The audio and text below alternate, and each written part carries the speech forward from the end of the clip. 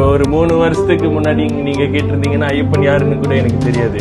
இப்ப நீங்க சுத்தமான விரதம் எடுத்திருக்கீங்கன்னா உண்மையா சொல்லுங்க, இல்லைன்னா நீங்க எங்கேயோ சம்திங் ஃபால்ட் வந்திருக்கா. 25 வயசுல இப்ப சடன்னு உங்களுக்கு எப்படி தோணு ஐயப்பனை குரூப்பா போறது, ஃப்ரெண்ட்ஸ் எல்லாம் போறது, கொஞ்சம் ஜாலியா போவோம் அப்படியா?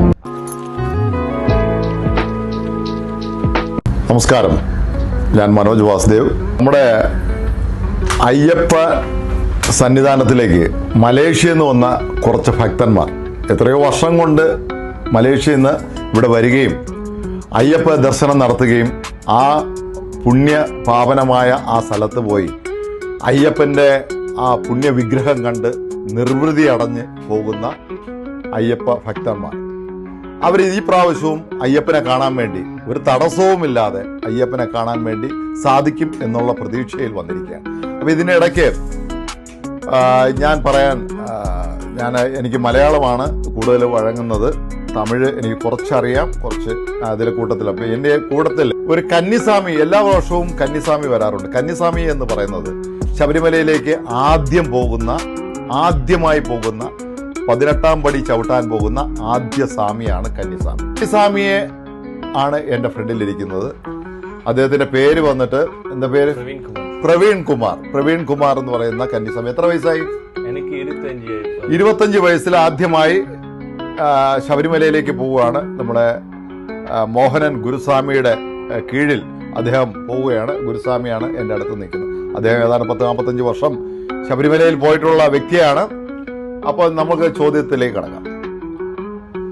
ഈ 25 വർഷത്തിനിടയ്ക്ക് 25 ഇയേഴ്സ് യുവർ ഏജ്, நீங்க ஏஜ் வந்து 25 வயசு. 25 வயசுல இப்போ சடன்னு உங்களுக்கு எப்படி தோணு ஐயப்பனை பார்க்கறதுக்கு? சுவாமியே சரணமையப்பன். சரணமையப்பன். எனக்கு மலையாளம் குறைச்சி அறியும், தமிழ் நல்லா பேசுவேன். நான் மலேசியாவிலேருந்து வரேன். இதுதான் என்னோட முதல் வருஷம் சபரிமலை வருது. சாமி கிட்ட இருந்தாங்க எனக்கு எப்படி இவ்வளோ வருஷமா வராது அந்த தாட் திடீர்னு வந்துச்சுன்னு. இப்போ ஒரு 3 வருஷத்துக்கு முன்னாடி நீங்க கேட்டிருந்தீங்கன்னா ஐயப்பன் யாருன்னு கூட எனக்கு தெரியாது. 2 வருஷத்துக்கு முன்னாடி என்னோட அண்ணன் வந்துட்டு மாலை போட்டிருந்தாரு, சபரிமலை வந்திருந்தாரு. இந்த வருஷம் அவர் வந்து மணிகண்டன் சாமி. எனக்கு எப்படி அந்த தாட் இல்லை அந்த இது கிடைச்சிச்சுன்னா அது நான் வந்துட்டு ஒரு பிளெஸிங், ஒரு வரம் மாதிரி நான் சொல்லுவேன். திடீர்னு ஒரு பாசம். நான் வந்துட்டு தைப்பூசத்துக்கு மேல போடலாம், குரூப்பா போறது, ஃப்ரெண்ட்ஸ் எல்லாம் போறது, கொஞ்சம் ஜாலியா போவோம் அப்படியா? அது நம்ம வருஷம் போன வருஷம் நான் தைப்பூசத்துக்கு மேல அதுக்கே வந்தா ஐயப்பனை எப்படி உங்க மனசுல இந்த ஐயப்பனை பார்க்கணும். அவங்க எல்லாம் என்னோட கூட்டாளிங்க, என்னோட அண்ணனுங்க எல்லாம் ஒரு குரூப். அவங்க வந்துட்டு சபரிமலைக்கு வந்துட்டு ஐயப்பனுக்கு மேல போட்டிருந்தாங்க. அப்ப நான் வந்துட்டு பஜன் எல்லாம் ஜாயின் பண்ணுவேன் அவங்க கூடவே. ஆரம்பத்துல நான் வந்து நின்று பார்த்திருக்கேன். எல்லாருமே கீழே உட்காந்து இருப்பாங்க, பஜன் பாடுவாங்க, கைத்தட்டி ஐயப்பனை வேண்டுவாங்க. நான் யோசிப்பேன், யாருதான் ஐயப்பன், இவ்வளவு பக்தர்கள் எல்லாரும் இந்த மாதிரி உட்காந்து அவரை அந்த மாதிரி கொண்டாடுறாங்க. ஏன்னா நம்மளோட வேற ஒரு கருவில வந்துட்டு கொண்டாட மாட்டாங்க.